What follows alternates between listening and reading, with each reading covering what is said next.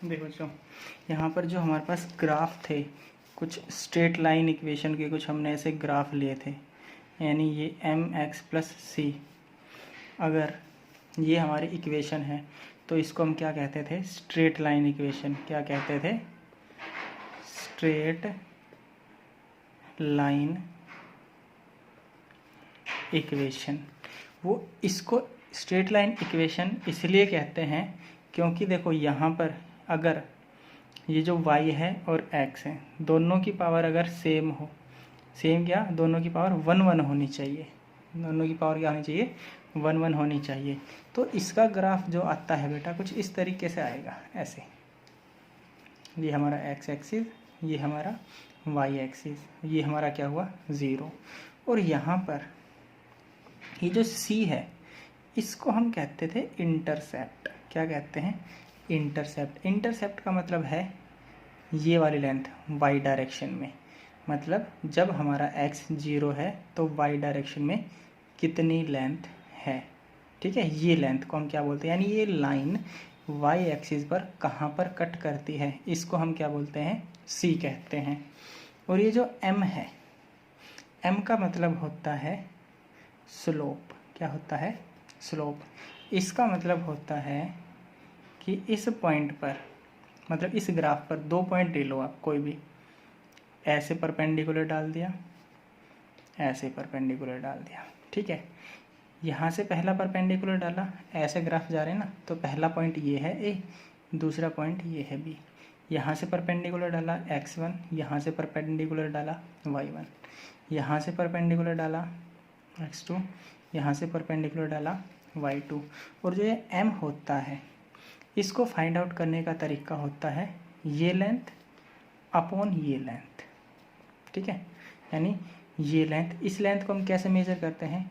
y2 में से ये लेंथ माइनस हुई, मतलब ये इतनी लेंथ में से इस छोटी वाली लेंथ को माइनस करूँगा तो यही तो बचेगा। ठीक है ना, इस बड़ी लेंथ में से इस छोटी लेंथ को माइनस करेंगे तो ये बचेगा, तो इसको हम कहते हैं y2 माइनस y1। ठीक, ऐसे ही ये लेंथ क्या हुआ, अगर मैं कंप्लीट लेंथ से ये वाला माइनस करता हूँ तो इसको हम क्या कहते हैं? ये क्या बचेगा? x2 minus x1।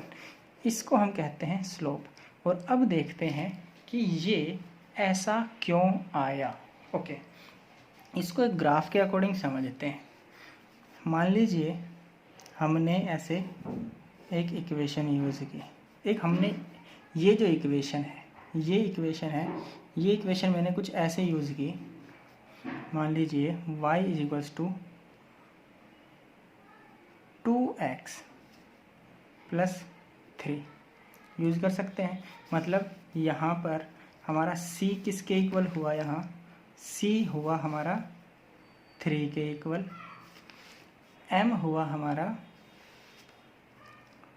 2 के इक्वल, यानी ये हमारे पास कुछ टर्म्स दी हुई हैं, ये इक्वेशन है। तो इस इक्वेशन के अकॉर्डिंग हमें ग्राफ बनाना है। अगर देखो यहाँ पे x है और यहाँ पर क्या है? y है। ओके, अगर मैं ऐसे एक ग्राफ है, यहाँ पर x की जगह 0 पुट करता हूँ, x की जगह 0 पुट करता हूँ इस इक्वेशन में, तो y कितना आएगा? y आएगा, यहाँ पर 0 पुट करना, 2 × 0 + 3 यानी 3 आया। तो यानी मैं कहूँगा जब हमारा x 0 होगा तो y हमारा क्या होगा? 3 होगा, एट x = 0। ऐसे ही एट x = 1 पे क्या होगा? अगर हम x की वैल्यू यहाँ पे 1 पुट करते हैं, x की वैल्यू यहाँ पर 1 पुट करते हैं तो y क्या होगा? y होगा 2 × 1 + 3, यानी ये हुआ भाई हमारा 5। क्या हुआ? 5। ओके, ये होगा हमारा 5। ओके, नेक्स्ट है हमारे पास ऐसे ही एट x = 2 पर देखते हैं, यानी जब हम x की वैल्यू 2 पुट करेंगे तो y हमारा कितना होगा इस इक्वेशन के अकॉर्डिंग। ओके, तो अब यहाँ पर देखिए भाई हमारा ग्राफ कैसे बनेगा। मान लीजिए हमने क्या कहा, यहाँ पे x की जगह क्या रखना है? 2 पुट करना है, तो y क्या आएगा? 2 × 2 + +3। तो ये हुआ 2 × 2 4 +3 यानी हुआ 7। ओके, यानी ये होगा हमारा 7। क्या होगा हमारा 7। इसी तरीके से एक और टर्म हम ले लेते हैं, x = मान लीजिए 3। तो हमारा y क्या होगा, x को जब हम 3 लेंगे तो y इस इक्वेशन के अकॉर्डिंग क्या आएगा भाई, इस इक्वेशन में y पुट करेंगे, x की वैल्यू 3 पुट करेंगे, 2 × 3 +3, 3 दूनी 6 +3 9, यानी ये हमारा y क्या आया, 9 आया। इस तरीके से इस इक्वेशन के अकॉर्डिंग टर्म्स हमारी चलती रहेगी।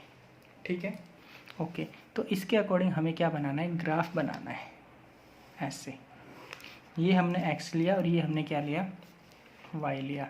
तो देखो भाई 1 2 3 4 5 6 ऐसे, ये 1 ये 2 3 4 5 6 7 8 9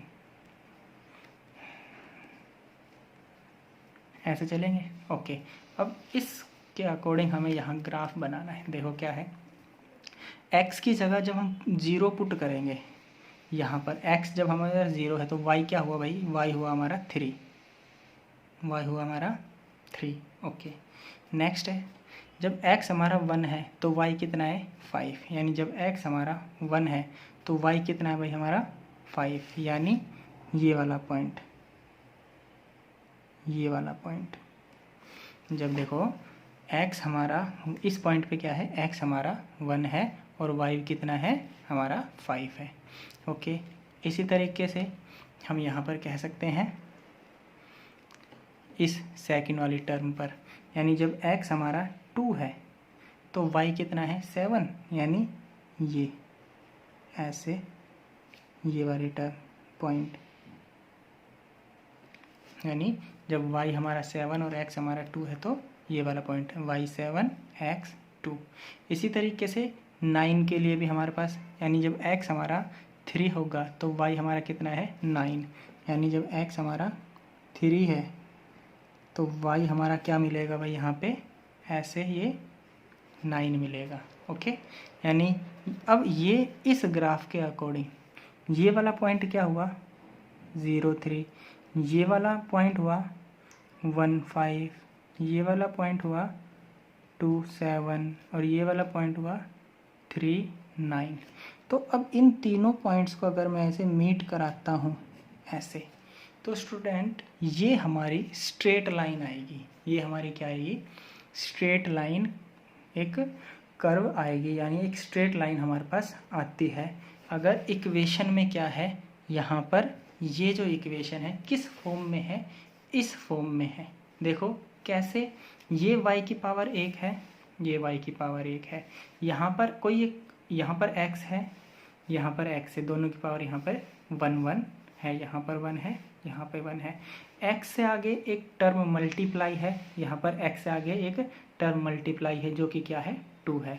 यहाँ पर प्लस में क्या है c है, यहाँ पे प्लस में क्या है 3 है, यानी c की वैल्यू 3, m की वैल्यू 2। यानी अगर कोई इक्वेशन इस तरीके की होगी, कोई इक्वेशन इस तरह की होगी, तो हमारी का जो इक्वेशन, जो ग्राफ बनेगा ऐसा स्ट्रेट लाइन बनता है। क्या बनेगा स्ट्रेट, यहाँ पर एक स्ट्रेट लाइन बनेगा। इसका मतलब क्या है स्टूडेंट, ये इस तरीके से क्या होने चाहिए, इस तरह की जो लाइन, ये जो इक्वेशन है अगर ऐसे हुई तो हमें ऐसा ग्राफ मिलेगा। ओके, यहाँ पर अगर हम इक्वेशन को थोड़ा चेंज कर दें, चेंज करने का मतलब क्या है, m को मैं क्या ले लूँ, नेगेटिव ले लूँ, m को क्या ले लूँ मैं यहाँ पर नेगेटिव ले लेता हूँ। जैसे कि यहाँ पर एक और क्वेश्चन देख लेते हैं, y = mx + c है, तो मैं यहाँ पर m को क्या ले रहा हूँ, -2 ले रहा हूँ और c को मैं उतना ही 3 ले रहा हूँ। ठीक है, तो यहाँ पर देखिए, तो हमारे पास इक्वेशन क्या हो गई, इक्वेशन हो गई y -2 x + c, ये इक्वेशन हुई। अब इस इक्वेशन के +3, c की वैल्यू क्या है 3, तो इस इक्वेशन के अकॉर्डिंग हमें फिर से क्या बनाना है, ग्राफ बनाना है। तो देखो इस तरीके से हम क्या बनाएंगे, ऐसे ये लेंगे, यहाँ पर x, यहाँ पे y। तो जब x की वैल्यू हम 0 पुट करेंगे, एक्स की वैल्यू 0 पुट करेंगे इस इक्वेशन में एट एक्स इक्वल्स टू 0, तो वाई क्या होगा भाई, एक इस इक्वेशन में -2 इंटू 0 प्लस 3, ये तो 0 हो गया, यानी ये की वैल्यू आएगी, वाई की वैल्यू होगी 3। ओके, ऐसे ही जब हम x की वैल्यू यहाँ पर 1 पुट करेंगे एट x इक्वल्स टू 1, तो y जो होगा हमारे पास, देखिए बेटा क्या आएगा, ये आएगा x की जगह में क्या रखना है, 1 रखना है, तो इस इक्वेशन में -2 इंटू 1, एक्स की जगह क्या रखना है 1, -2 इंटू 1 प्लस 3, तो ये होगा, ये तो 3 था। ओके, यहाँ पे -2 इंटू 3 यानी -2 प्लस 3, ये क्या हो गया, ये हो गया -2 प्लस 3, ये क्या हो गया 1, ये क्या हुआ स्टूडेंट 1। ओके, यानी ये 1 हुआ। आगे अगर x की वैल्यू में 2 पुट करता हूँ, x की वैल्यू में 2 पुट करते हैं, तो ये क्या आएगा, देखो at x is equals to 2, तो y देखिए क्या आएगा भाई, y हमारा आएगा इस इक्वेशन के अकॉर्डिंग, देखिए क्या होगा, -2 इंटू एक्स की जगह मैंने 2 पुट किया, प्लस में 3, तो -4 प्लस में 3, यानी क्या हुआ -1, क्या हुआ -1, तो मैं यहाँ -1 लिख सकता हूँ।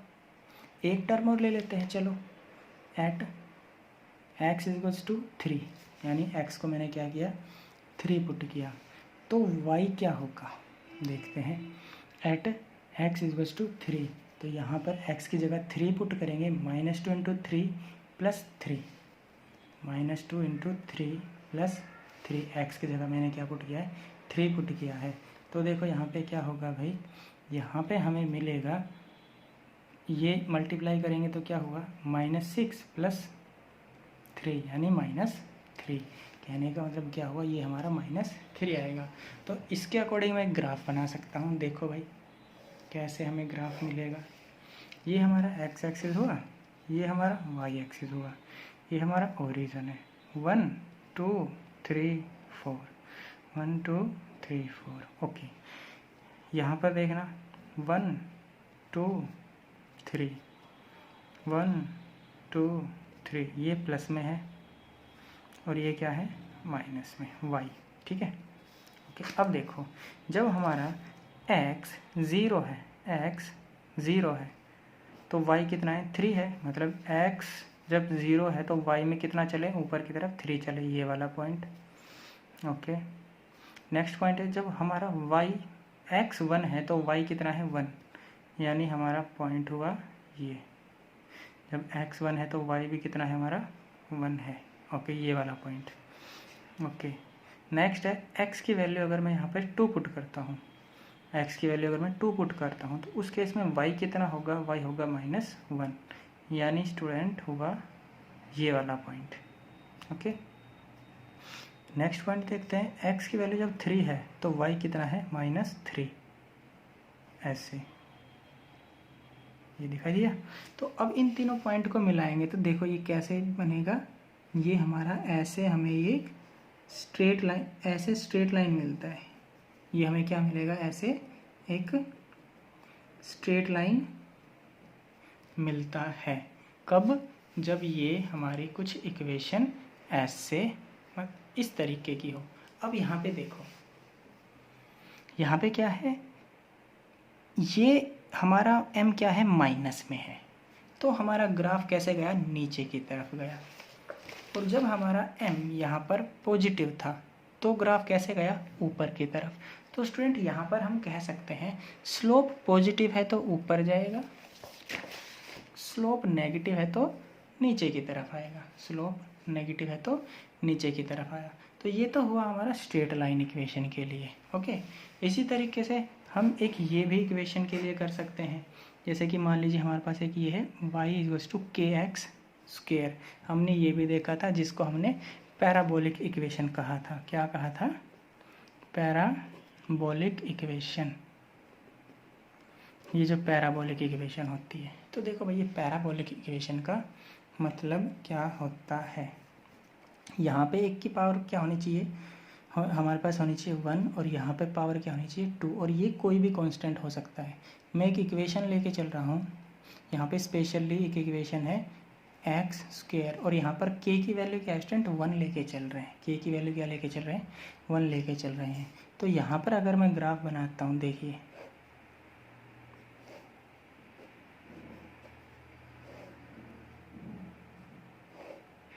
यहाँ पर हम क्या लेंगे, 3 टर्म्स लेंगे। एक्स, यहाँ पे वाई चाहिए हमें, वाई एक्स के लिए चलो देख लेते हैं, चाहे हम एक्स पॉजिटिव ले चाहे नेगेटिव ले, दोनों के लिए हमें यहाँ पे लेना है, क्योंकि यहाँ पे 2 पावर आ रही है। ठीक है, तो देखो यहाँ पे अगर मैं एक्स की वैल्यू 0 पुट करता हूँ, एक्स की वैल्यू 0 पुट करता हूँ, तो यहाँ पे वाई क्या हो जाएगा 0 हो जाएगा, यानी ये टर्म होगा। ओके, अगर एक्स की वैल्यू मैं 1 पुट करूँ, when at X equals to 1 और एक्स इक्वल्स टू -1, दोनों केस में, यानी क्या है x अगर मैं +1 रखूँ या फिर -1 रखूँ, तो इस इक्वेशन में पुट करना भाई, x की वैल्यू चाहे मैं 1 रखूँ चाहे मैं -1 रखूँ, तो दोनों का स्क्वायर, 1 का स्क्वायर भी 1 होगा और -1 का स्क्वायर भी +1 ही होगा। यहाँ पे देखिए, अगर मैं इसमें इस इक्वेशन के अकॉर्डिंग, इस टर्म के अकॉर्डिंग अगर x की वैल्यू 1 पुट करता हूँ तो भी हमें क्या मिलेगा 1 मिलेगा, 1 का स्क्वायर 1 होता है, और x की जगह -1 पुट करता हूँ तो देखिए यहाँ पे -1 का स्क्वायर क्या हुआ, -1 इंटू -1, यानी क्या हुआ 1, यानी चाहे 1 हो चाहे -1 हो x की वैल्यू, तो y हमारा क्या होगा 1 ही होगा।